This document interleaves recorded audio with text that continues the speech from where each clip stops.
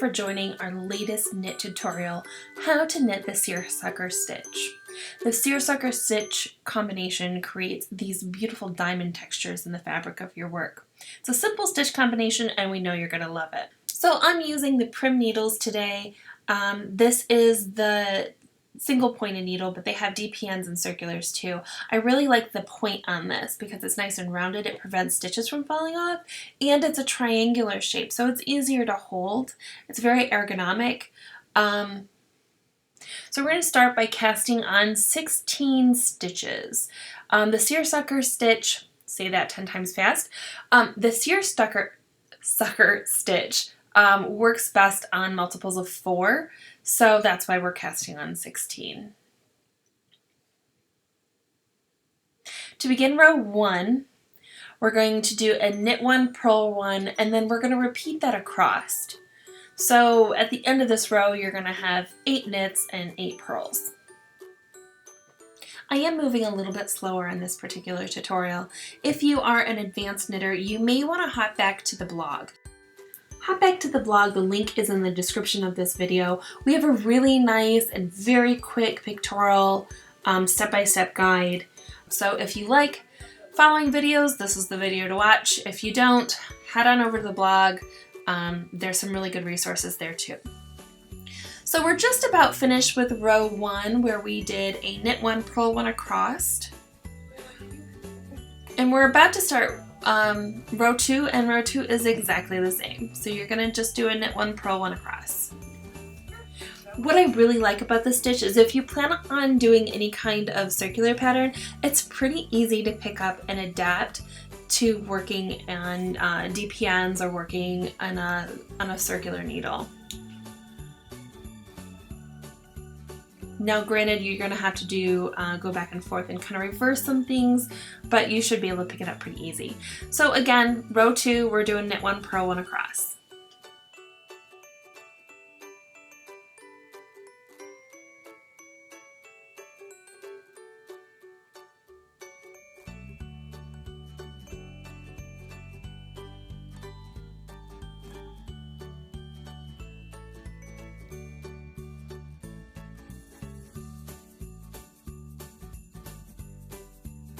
Row 3, you're going to purl 1 and then knit 3.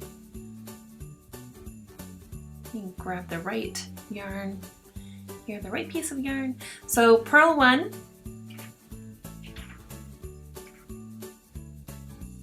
and then we're going to move over to knit 3.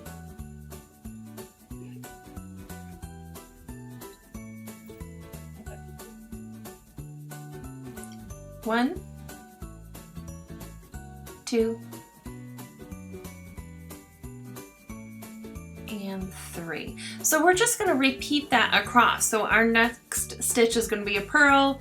After that, we're going to do 3 knits, and we're just going to keep going until we finish this row.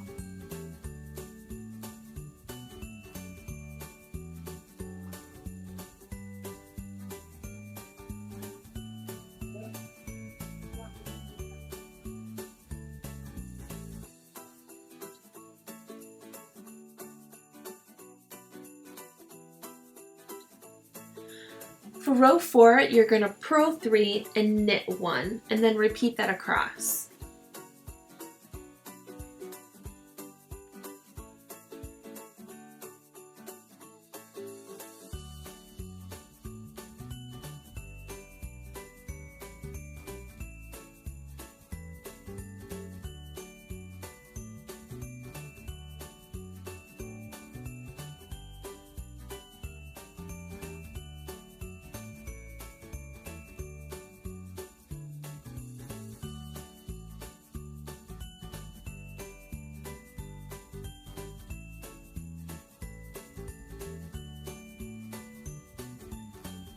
When finished, it should look like this. You can see our diamonds start to form.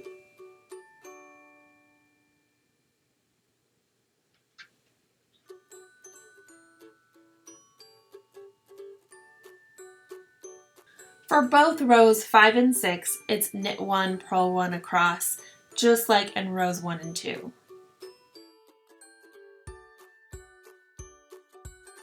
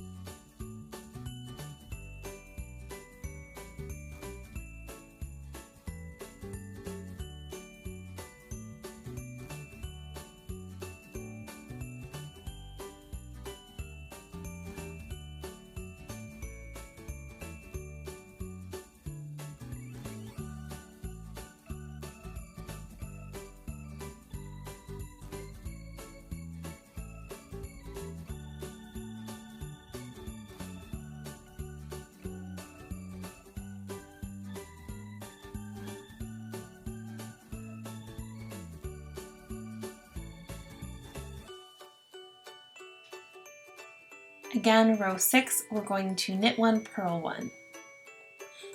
Just like we did with row 1 and row 2.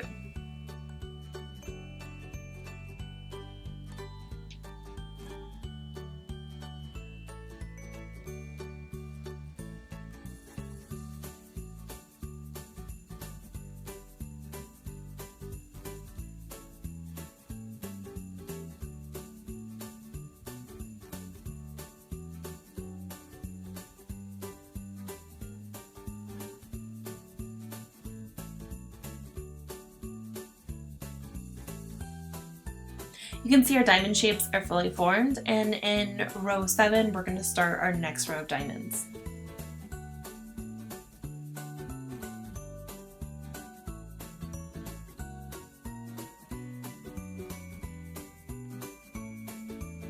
In row 7 we're going to knit 2, purl 1, then knit 1. So your knits, you'll still have 3 knits in a row, they're just offset, so it starts the next series of diamonds.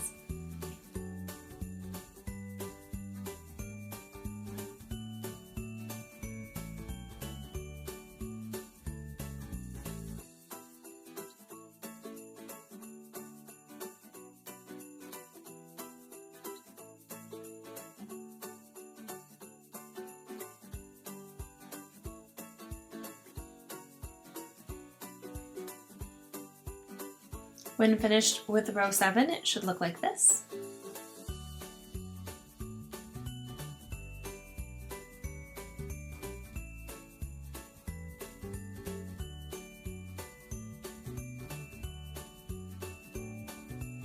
Just like in row 4, we kind of do the opposite of what we did in row 7.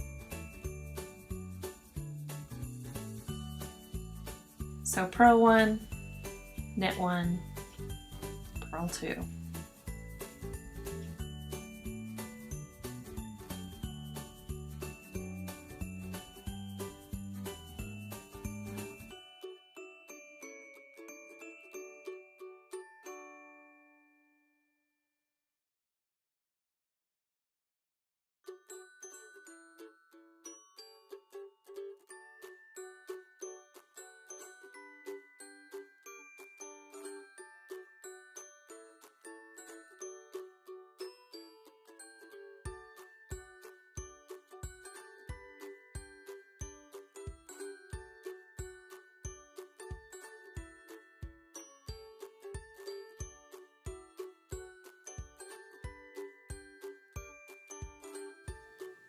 So here we're finishing up row 8.